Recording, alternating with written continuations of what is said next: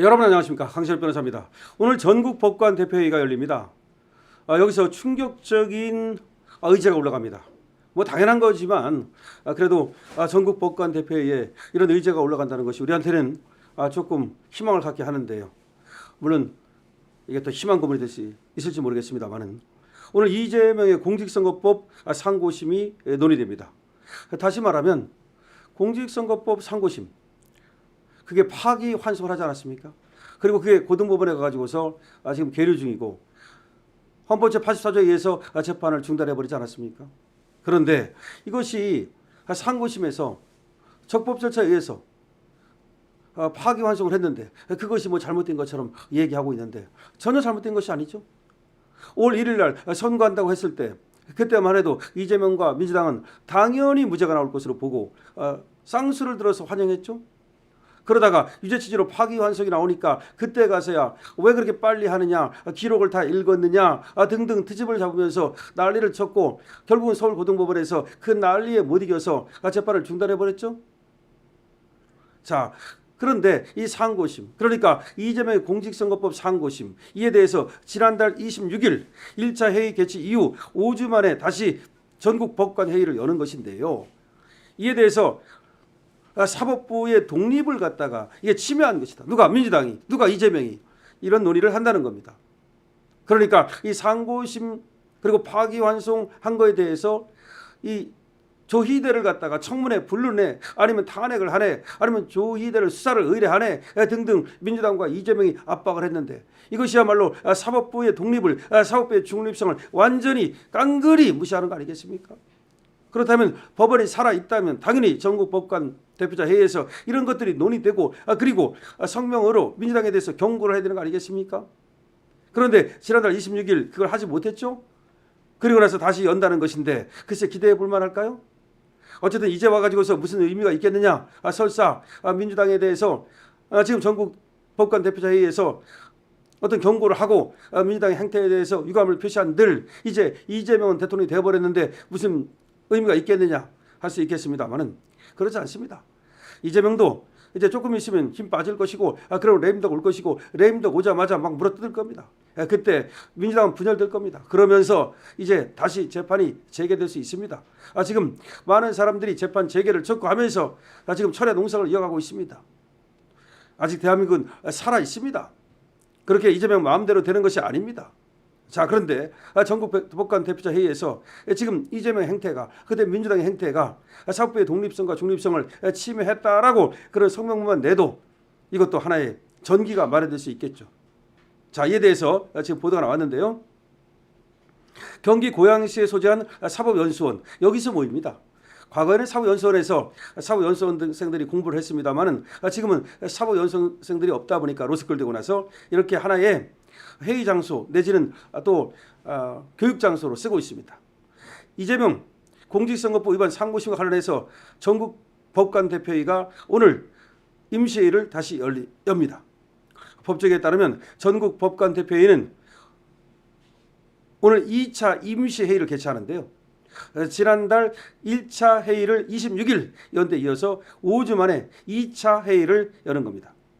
앞서 열린 1차 회의에서는 운영위원회가 발의한 재판 독립가치 확인, 특정 사건의 이례적 절차 진행에 따른 사법신뢰 회복 인식 안건과 현장에서 구성원이 발의한 5개의 추가 안건이 상정됐습니다.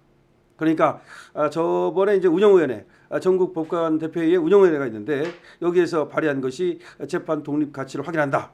그 다음에 이재명 사건이 절차 진행이 어떻게 된 것이냐, 뭐 그런 거. 그 다음에 또 현장에서 구성원이 발의한 5개의 안건이 있는데 이게 중요하죠. 추가 상정된 안건이 뭐냐면 이재명 사건과 재판 독립 문제. 그렇죠. 당시 유력 대선 후보였던 이재명의 재판 진행에 대한 법관 단체 의견 표명이 예고되고 세간의 관심이 쏠렸지만 선거 영향 가능성이 제기되자 표결 없이 회의를 속행하기로 결정했다. 다시 말하면 지난달 26일이기 때문에 그때는 대통령 선거 전이었습니다. 대통령 선거 전이니까 그때 전국 법관 대표자 회의가 어떤 의견을 낼 경우에 선거 영향을 미친다 그래가지고 사실상 회의를 연기한 거거든요. 근데 비겁한 거죠. 그때라도 얼마든지 6월 3일에 선거가 있든 말든 과연 이재명이가 그 재판과 관련해서 자기 재판에 대해서 그야말로 민주당과 이재명이 대법관을 갖다가 압박하고 그리고 대법원을 갖다 또 협박하고 그랬던 거를 여기 대해서 얘기를 했어야 되는데 전국 법관 대표자 회의라는 데서도 여기도 좌편향적이기 때문에 그랬는지 모르겠습니다만은 의견을 내지 않고 선거에 영향이 갈 수 있다라면서 회의를 속행했던 겁니다. 그런데 이번 2차 회의에서는 보충 토론을 거쳐서 의결 여부를 이제 최종 판단하는데 다만 회의의 파장은 제한적일 수밖에 없다. 이미 법원이 이재명의 공직선거법 위반 재판을 진행하지 않기로 결정한 만큼 전국 법관 대표회의가 뭐 해봤자 이 논의가 직접적인 영향력을 갖겠는가? 아까도 말씀드렸죠. 이미 시기를 지금 적시 타이밍을 놓쳤기 때문에 사실은 지금 한다 하더라도 큰 어떤 영향력을 갖기는 어렵습니다. 그렇다 하더라도 지금이라도 어쨌든 그 재판의 독립성을 해치고 중립성을 해친 데 대해서는 이재명과 민주당에 분명한 경고를 보내야 되는 겁니다. 과연 전국 법관 대표회의가 그렇게 할 수 있을지 그거는 지켜봐야 되겠습니다만은 자 지금 의결 정족수가 미달돼 가지고 안 될 가능성도 있다. 실제 126명의 대표 중 70명이 임시회의 소집에 반대한 바 있어 가지고 오늘 의결이 이루어지지 않을 가능성도 있습니다. 의결이 이루어지지 않을 가능성도 있습니다. 그러니까 뭐 전국 법관 대표자회의를 열었다고 하고서 실제 아무런 의결도 안 하고 그냥 또 안건에 대해서 지나가 버릴 수도 있습니다. 추가 상정된 안건 중에는 정당한 비판을 넘어 사법부 독립의 심각한 침해를 초래할 수 있는 정치적 시도에 대한 우려와 반대 이게 있단 말이야. 이 안건이 중요한 거 아니겠습니까? 재판 독립과 관련된 안건이 3개나 있어요. 그러니까 만약에 전국 법관 대표자 회의가 살아 있다면 지금 재판 독립과 관련된 이 3개 안건에 대해서 의결을 해야 됩니다.